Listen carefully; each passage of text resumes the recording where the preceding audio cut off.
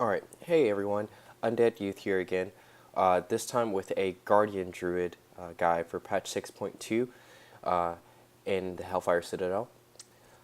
This guide is going to be typically geared more towards players that have just boosted their character to 100, just finished leveling their Druid as an alt, or have been playing other specs and are interested in starting tanking. This information will still be relevant to people that play at the top end, but usually going to be information that you already know. And a lot of this information in terms of talent choices especially will be geared more towards players that are just starting out and who might want an easier playstyle until they get used to it. I'll point out what's most optimal, and then I'll point out what's most practical, as I feel like that's what would help me most if I was watching a guide for the first time. So without any further ado, because my last video was really long, I'm going to hop right in and talk about talents. Okay, the talents for the Guardian Druid. The first tier is movement speed. You have a choice between feline swiftness, displacer beast, and wild charge. Let's go off and say right now that displacer beast, which basically just shoots us, it's a blink that puts us into cat form and shoots us a very far distance, is not that great for tanking, flat out. Two reasons. Usually getting away from a boss is not something that we have to do a lot, so displacer beast loses some functionality there. Also, in terms of hazardous mechanics on the ground that we need to avoid, for the most part, those don't happen in tanks as much because they have so many other things to worry about mechanically in a fight. And three, of course, it puts you in cat form, which isn't good. The only fight I can think of in this tier where Displacer Beast would be very good is Iron Reaver, because there's a lot of stuff that you really do need to get out of. Excuse me, I have a little bit of a cold. But from her stepping on you, to the fire on the ground, to the slowing tar patches, and of course artillery having to be able to get in and out of melee, or really the grade in general, in a timely fashion is important, and you don't need to worry about anything hitting you in that time period because the other tank should be taunting. So then it's fine. But that's a very rare occasion, and those are few and far between. So for the most part, Displacer Beast doesn't really have a place for tanks. Then you have Wild Charge, which is basically just a Warrior's Charge, but I think it has a shorter range. And I don't think that it actually generates Rage, which is one of the great things about a Warrior's Charge. So that's why I don't typically take it. If it generated Rage, I would have to take it, because as a general fact, as we go through the rest of the talents in this tier, I'm just going to go ahead and say it now, that anything that generates Rage is much better for us than not. And you can hear my neighbor's dog barking in the background. I'm sorry about that. There's nothing I can do about that. But anything that generates Rage as opposed to something that doesn't is always going to be the preferred choice, because Druids can literally churn Rage into health if they need to. So that's going to be your best boon to survivability. Here, Wild Charge does not do that, but what it does do is it stuns or immobilizes the mob that it hits, which is great for ad control and chain pulling. So if you're doing challenge modes or 5-mans, it's really good. But for raids, it's usually just going to sit there unutilized for the most part once you're tanking the actual boss itself. If you have to go off to BFE and pick up an ad, that's great. If you have to go off from BFE, pick up an ad, and go back to the boss, it's okay. But at the end of the day, I think that once you're actually just standing there taking the hits from the boss, it's not going to be as relevant. So that's why I choose Feline Swiftness, at least from the content I do, which is mostly LFRs, normal modes, and stuff like that. Just 15% movement speed is just always going to be good. It's really hard. The other two have to make a really great case for themselves to be better than just flat out 15% faster all the time. So you can pick whichever one you want, but I think it's really down to Feline Swiftness and Wild Charge. Excuse me. If you're coming from a warrior, like I was initially, then I was like, oh, I gotta go Wild Charge all the time, just to make the playstyle a bit more like what you're used to. But I think Feline Swiftness is baseline, honestly. Onto your self-healing. These are all... No, Scenario More is not very good, actually. Healing a friendly target. It's not really potent when you compare it to the other two. What Renewal does is it's a humongous 30% self-heal on a 2-minute cooldown, which can be affected by Resolve. Renewal is basically... it's basically another cooldown, which is awesome, because Druids have a ton of active cooldowns.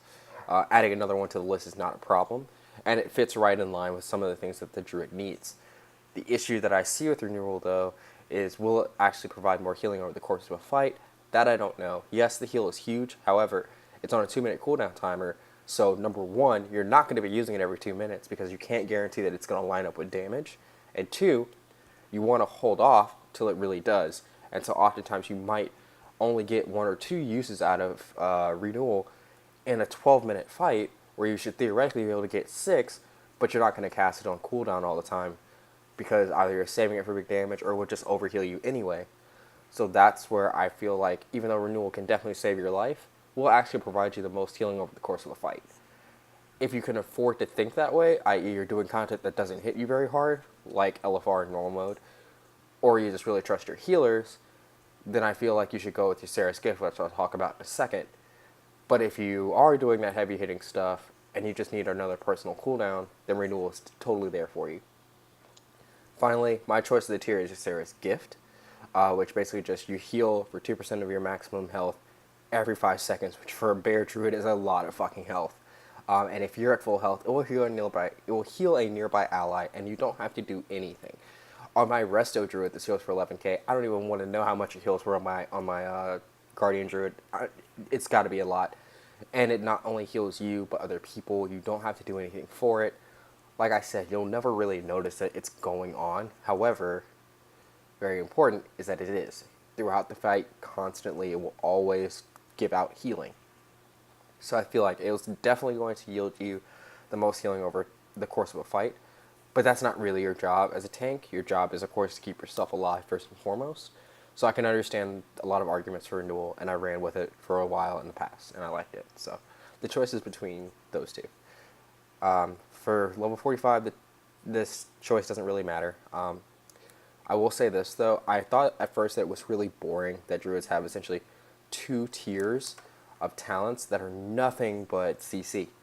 But when you actually look at it, it's actually a really incredible thing because tanks in general don't have a lot of CC abilities. So actually having a Druid have their choice of them is actually really cool because it can really help on ad management fights and can be very useful in things like challenge modes as well. And of course in PvP. So don't you can look at it as a free tier in terms of how it will affect your tanking, but also realize that, man, in very, very select fights, it can be amazing to have things like Typhoon and Mass Entanglement. You just have to know exactly which fight they'll be useful in. And that's entirely up to the content that you do. So, on to level 60. This is one of the really cool tiers.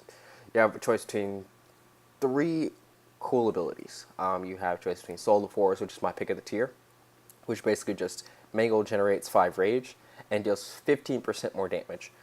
It could say 15%, it could say 2%, it could say 5%, it could say 50%, and I wouldn't care how much damage Mangle does. The 5 more rage is what I care about. 100% of the time, every time.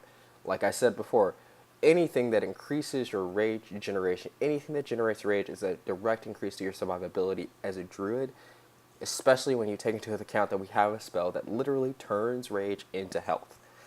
That's why Soul of the Forest is so incredibly powerful. Rage is huge for us. Mangle is our biggest, hardest hitting spell already. It makes it even more powerful, but most importantly, generates more rage. However, when you look at an incarnation set of Ursoc, which I also love, it turns you into a fucking cool-ass armored bear, which is awesome, and I really hate giving up this model, but it's really cool. And basically, it reduces the cooldown on all of your abilities and your growl to 1.5 seconds. It's freaking crazy. You could basically just spam a whole bunch of your abilities one after another. It means that your mangle, you can just keep mangling a lot within that time period. And if you do so, it could really, really help you out with your rage regeneration when it comes to mangle, right? It can really help you out with that. And to the point where it's kind of like a mini Soul of the Forest within that time period. So don't think of Incarnation Son of Ursoc. When you read it, it sounds a lot like a DPS cooldown, but it's actually a defensive cooldown because if you're using it on abilities that generate rage, then you're going to have more rage to spend on your defensive abilities. However, Incarnation Son of Ursoc does not play well with our level 100 choice, so I don't take it, and Soul of the Forest works really, really well in general. However, I'll explain this interaction later, and if you don't take the level 100 choice that I've chosen, feel free to take Incarnation Son of Ursoc if you want. Finally, you have Force of Nature, which just isn't worth it. The Trance Taunt, but that doesn't work on raid bosses. Who cares? Who cares? Your level 75 is a lot like your level 45. Entirely depends on the encounter and what you're going to be able to actually get use out of effectively. I like Mighty Bash because I like the additional stun. Stuns are incredibly important for druids. We'll talk about why later. Just note that it is very relevant that Mighty Bash is another stun. Getting that bound to a button you're actually going to hit is very important. So, level 90 is a choice between some sort of hybrid damage dealing and healing ability, kind of like it was for the rest of Druid. Heart of the Wild just improves all of our other forms of abilities so that we can do stuff in cat form, we can do stuff in, resto form, so that we can, when we're not tanking, hop out of bear form, essentially, and heal people, or hop out of bear form and into cat form and attack things. Druids have always kind of had this interaction, and they're one of the few hybrid classes that really keeps their hybridization as a part of their overall playstyle. If you can get away with taking Heart of the Wild, totally do it. But I would not suggest doing it unless you're in an organized group that you know nothing bad is going to happen when you stop tanking and everybody's going to do exactly what they're supposed to do, and you can afford to use Heart of the Wild to boost your DPS. Go right ahead. It's actually really cool that you can do that, but it rarely works out in plug groups, so that's ever going to be a thing. In which case, it's a wasted talent choice. Dream of Cenarius is my pick of the tier. It increases the healing from your healing touch and increases the critical strike of Mangle by 10%. Hallelujah. Mangle critical strikes, any sort of critical strikes, is actually very important to rage generation as a druid, because whenever we crit, we generate more rage. So this is why Dream of Cenarius in and of itself is great. And your Mango critical strikes have a 40% chance to make your next healing touch or rebirth instant and free, and castable at any form, which is awesome because it basically turns healing touch into this free self-heal that you can use on yourself, and it lasts up to 40 seconds. You have 40 seconds to choose when to use that healing touch. That's a long time, almost enough time for another Dream of Cenarius to proc, and you can keep storing them for the most part without really having fear of losing them. It's not really about using them as soon as you get them. It's if you're going to need that heal, you have it in the back corner as another almost kind of cooldown. And of course, you can use it on other people to save them from dying as well. And Nature's Visual does what Nature's Visual does. It basically turns all of your damage into healing for nearby allies. It's never going to be bad at all. The more damage you do, the better it will become. So the more comfortable you are with the class, the more gear you get, and depending on the content you're doing, Nature's Vigil will get even better. But it's never ever going to be a bad talent. It just doesn't stand out as anything particularly interesting to me, so I never really choose it. Finally, you have level 100, which I love every talent in this tier so much that it really pains me that one of them is so much better than the others, because I love them all. So I'm going to explain them, the two that I don't choose, and then the one that I have chosen, because they're all so good. And I cannot stress this enough, that when you're just starting to pick up your druid, don't listen to what a guy tells you.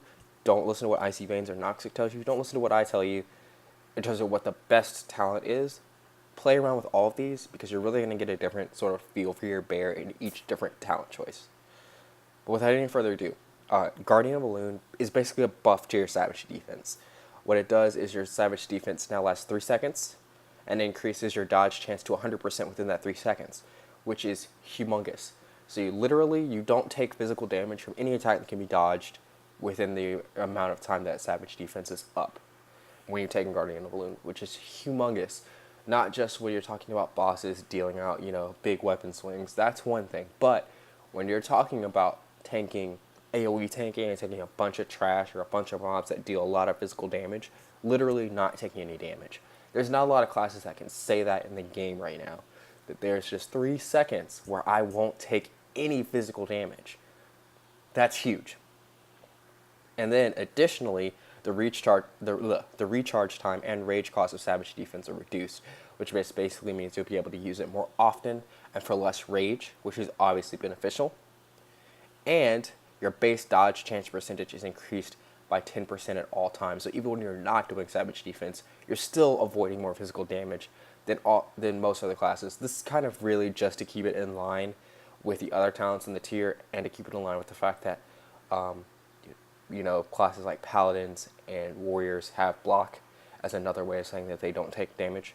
So, Guardian Balloon is crazy good in a lot of AoE situations where you're facing a lot of mobs that are attacking you physically. The problem, though, with this ability is because it kind of makes itself redundant. If you guys don't know, when you look at Savage Defense over here, by default, it it increases your dodge chance by 45%, which is still huge, even without the Guardian of Balloon buff. And it reduces your physical damage taken by 20% for 6 seconds. Okay? That physical damage reduction is the part that kind of annoys me about Guardian of Balloon. The reason being is because if you're not taking any physical damage because you're dodging everything, then the 20% damage reduction is kind of irrelevant, or redundant, I guess is the best way to say it. The reason why this is actually added on here, though, is because certain raid boss attacks cannot be dodged no matter what, even if they are physical attacks, because they're a core mechanic to the encounter. I want to say things like Manaroth's Glaive combo can't be dodged. You have to take them. It's just a matter of your skill and how you mitigate your damage from there. That's the determining factor. And so that's why the 20% taken, physical damage taken buff is added to Savage Defense by default. And normally, it wouldn't be such a bad thing, because with the normal Savage Defense, you only have an increased 45% chance to dodge, which is a huge percentage, but it's not 100. But when you start boosting that up to 100, you're essentially just wasting that additional 50%, that additional 20% physical damage debuff, because then you're really not being hit by anything short of a raid boss. So every single time that you use it on trash or ads in the fight, guess what? You're really kind of missing out on an entire part of that talent, or that ability, which is now completely redundant. Blizzard could have easily fixed this, and I don't know why they didn't, to at least, give us like a magical damage reduction, but they didn't. So that's kind of the issue with Guardian of Balloon, is that you're kind of just wasting that physical damage reduction.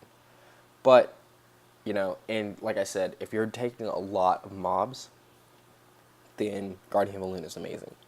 I will also say that Guardian of Balloon is probably the one that you're going to choose if you're just starting out in your bear and you want as few buttons to press as possible, because it is essentially a passive, and it just augments one of your abilities that you're already going to be hitting anyway.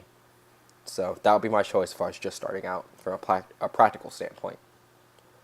Now we'll talk about Bristling Fur, which is a 30-second cooldown that reduces all damage by 40% for 30 seconds. Druids have a lot of relatively short active cooldowns, like Bristling Fur. This adds another one to the list, but fills in the gaps very nicely between things like Savage Defense, Survival Instinct, and Bark Skin. So it's obviously really, really good, and has a really short recharge time. 30 seconds for 40% damage reduction is fucking huge. And it's not limited to physical damage reduction, which is the huge thing. Like, if you guys have not noticed a trend here, Druids don't have a problem dealing with physical damage, but when it comes to magical damage, they do. So this is really great because it reduces magical damage by 40% as well. I picked Bristling Fur when I was doing the Proving Grounds. You can laugh at me if you want to, but I was, in mostly resto gear, and I just couldn't get past the last few stages of the tanking silver because of all the magic damage that the fire guys shoot out. If you're having trouble with stuff like that, Bristling Fur can really, really help you out.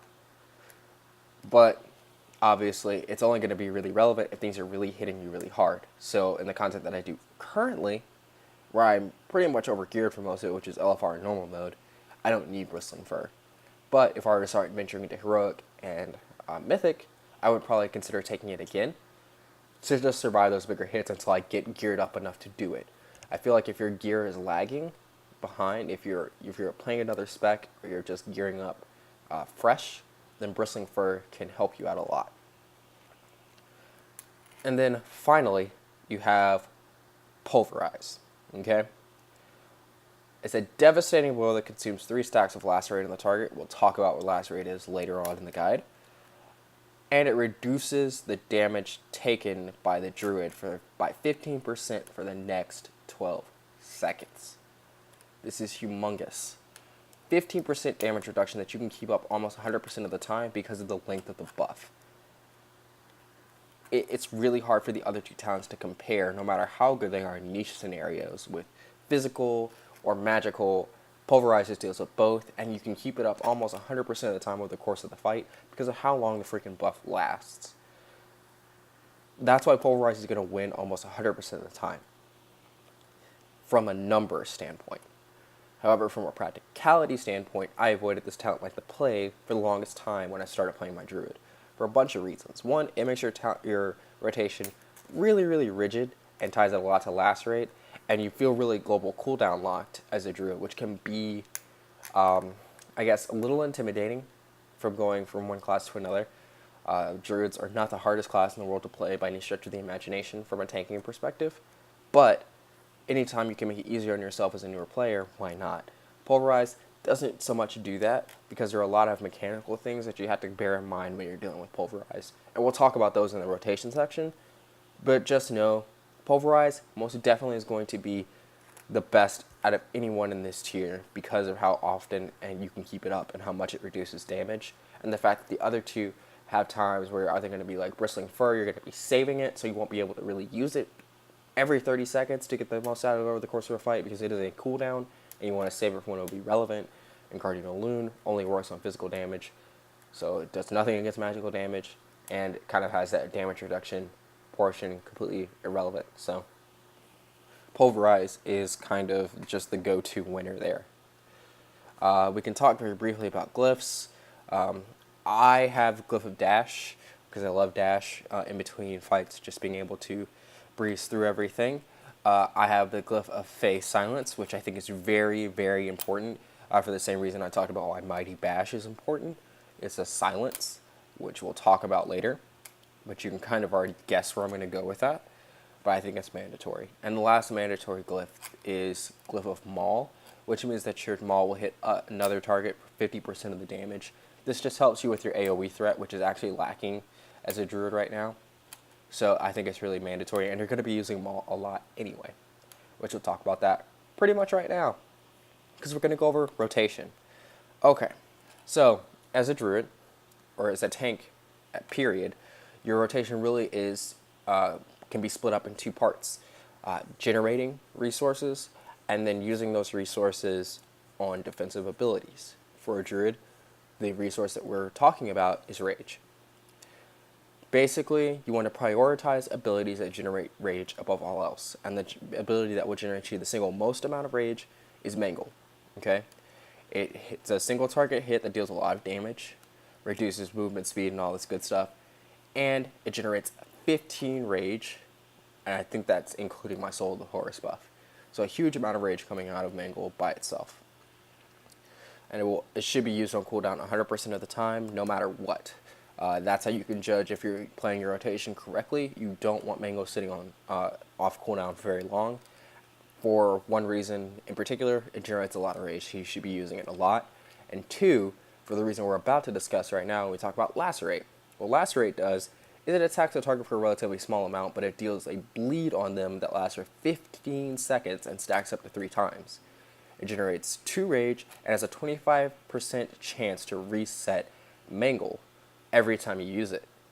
So let's actually rationalize this whole thing right now. Your Lacerate has a 1 in 4 chance of resetting your Mangle every time you use it, and you need to get it up to 3 stacks as quickly as possible.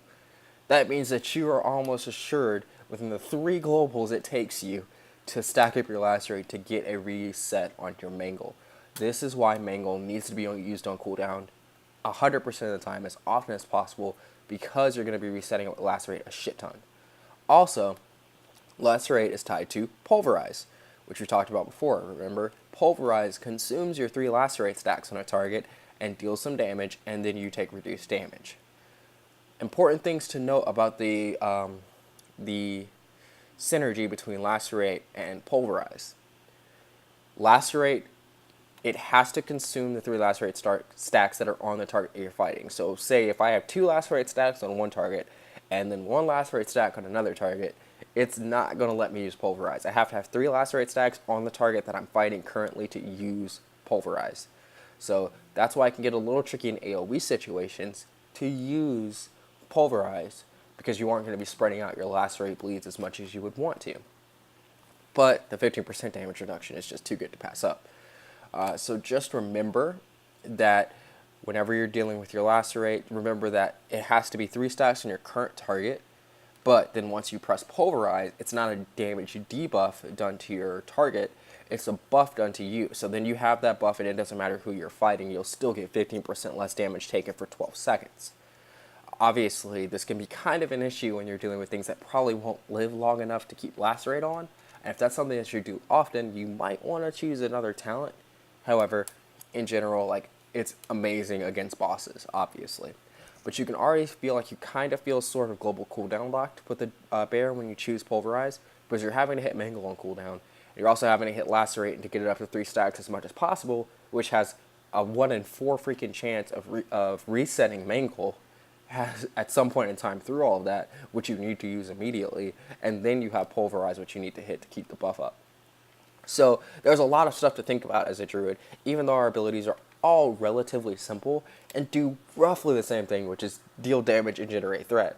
But because they all pop up so frequently and give us such beneficial buffs, we kind of have to be pressing something almost every global cooldown, which isn't a bad thing. It actually makes it quite exciting.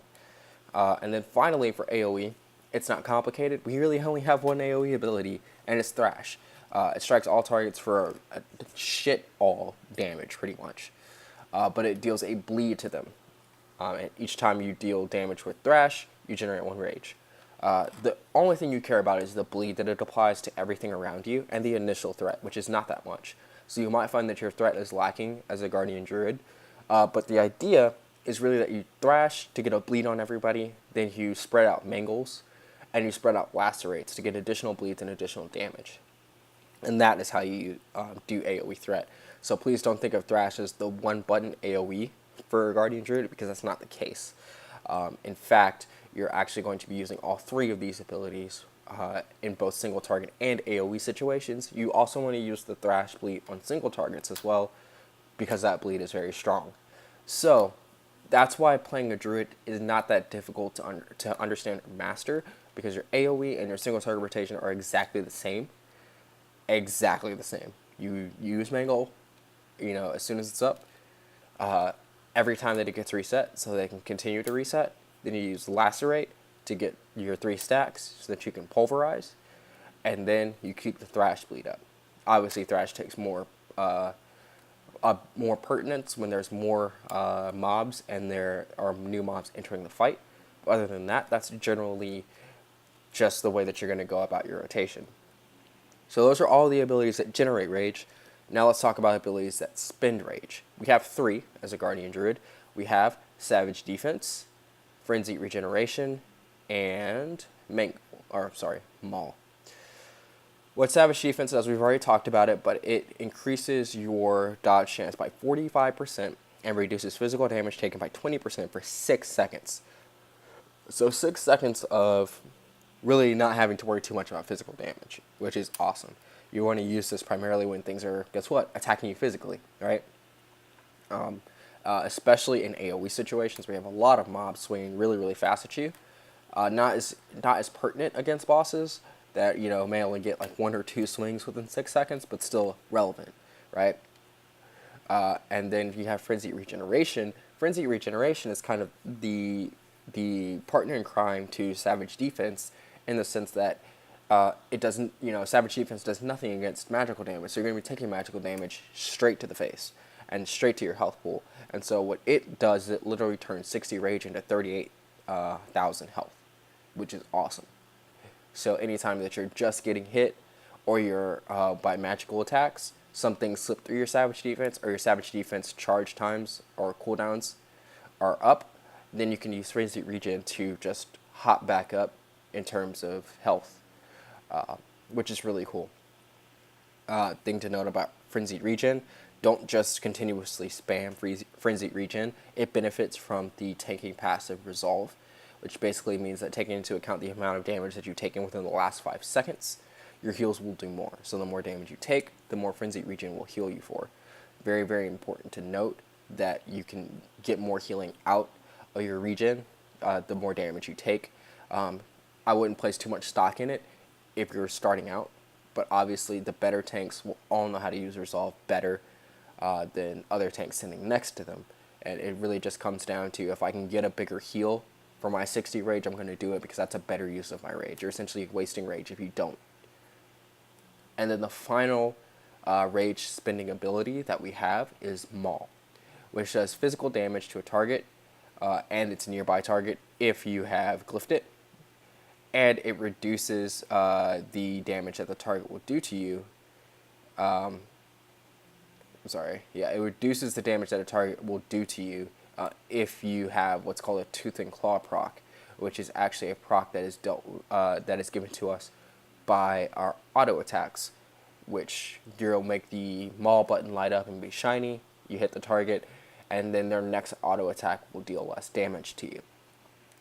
Basically, the way it kind of works in priority is obviously Savage Defense is your #1 priority for using your rage if you're being attacked by physical mobs, which 60-ish% of the time you will be. Frenzy Regent, anytime you're being attacked by spells, Savage Defense is on cooldown, or it's just not really going to be that beneficial to use Savage Defense. Also note that Frenzy Regent does not require you to have 60 rage to use it. Very important. So Savage Defense requires you to have 60 rage to use it. Frenzy Regen will convert up to 60 rage into 38,000 health.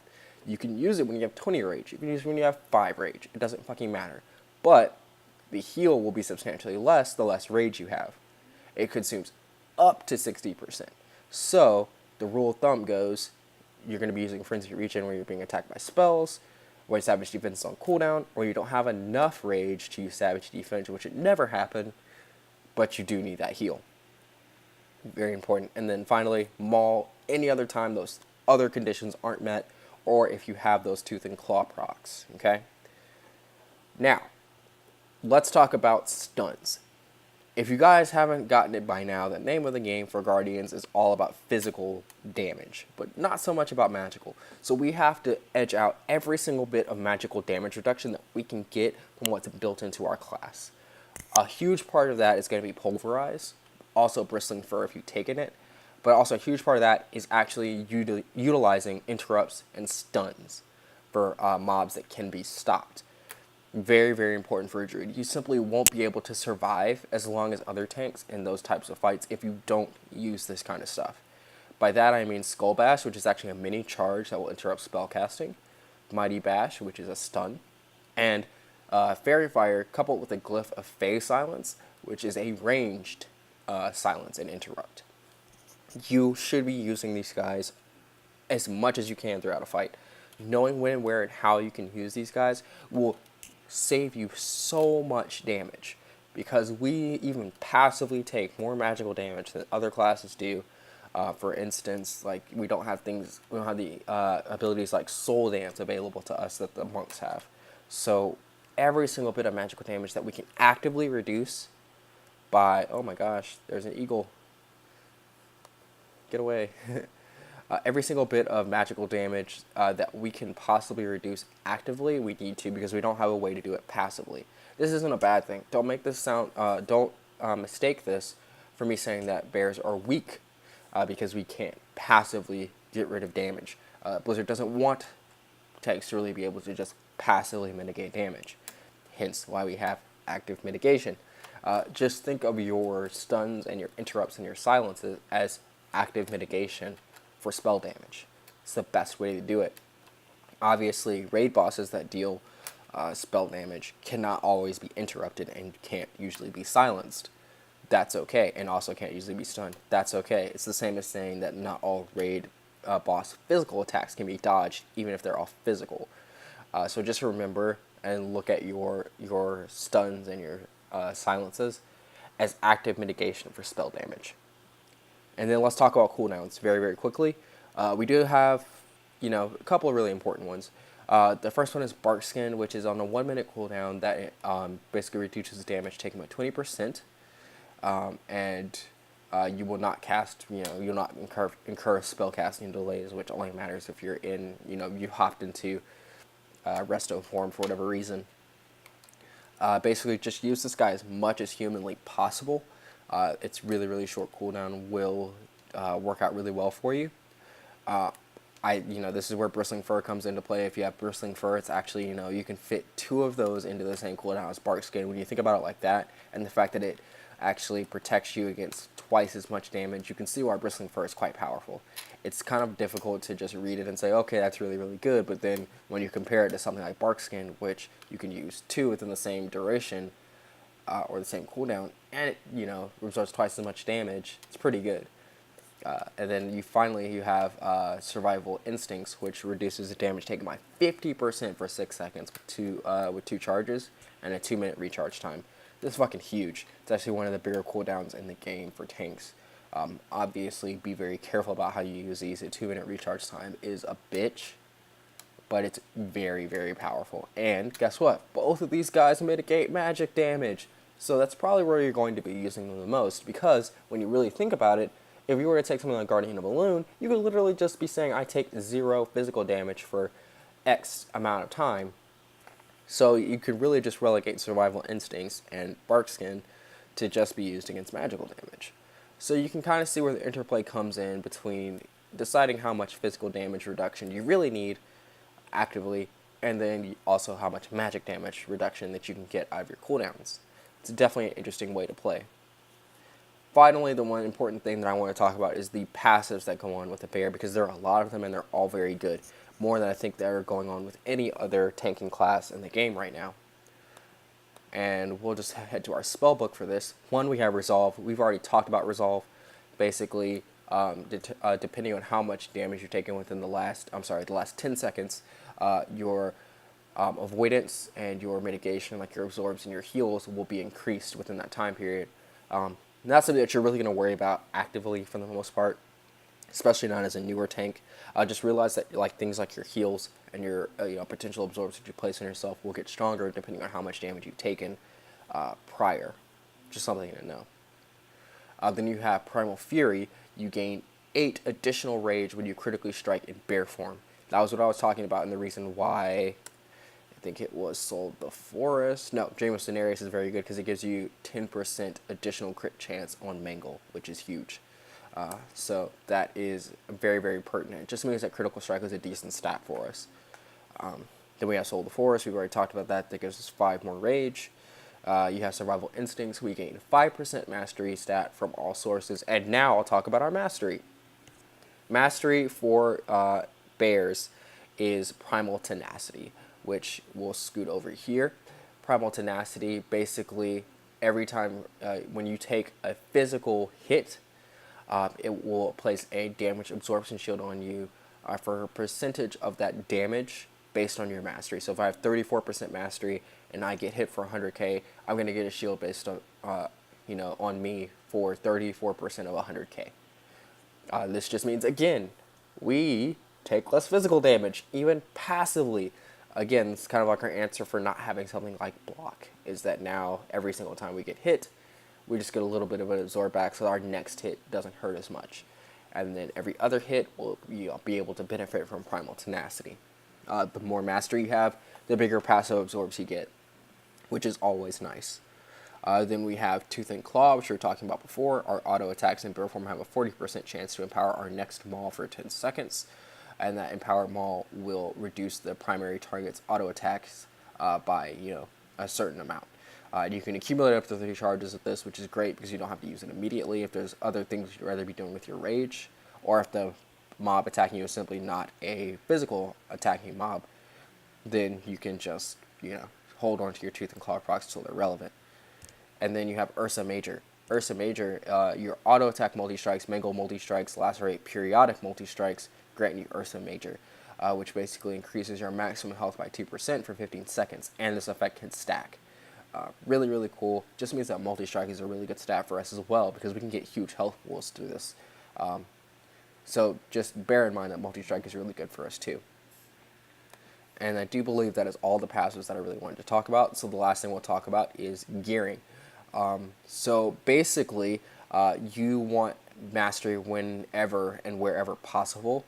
But before that, you want bonus armor. The reason why, I don't know if a lot of people know this, but bonus armor increases your attack power as well as your damage reduction. Other than that, you want mastery because Mastery is going to give us plenty of physical damage absorption shields passively. Then there's a lot of people that say multi-strike should be next. Multi-strike's really, really hard to get on tank gear though, so if you can't get it, don't worry too much about it. Every single point that you get in multi-strike is very useful though, because of that Ursa Major. But I would never go actively pursuing it because it's so difficult to find on tanking gear. So really it's between haste and crit. Both are good. Crit just passively increases your rage generation, which I think is awesome. Like I told you guys before, anything that increases rage generation increases survivability through survival instincts. And haste also increases your rage generation because it reduces the cooldown on your abilities and your global cooldown as well. So that's kind of everything that I wanted to talk about for the Guardian Druid. Leave me a like, rate, comment, and please subscribe so that I can actually hear from you guys and know what kind of other videos that you want me to make. I definitely am looking forward to making monk guides and warrior guides. Probably going to make one more guide before my break is up. And I just really want to know and hear from you guys as to what we will find more beneficial. So without any further ado, guys, thank you so much for watching and have a good day.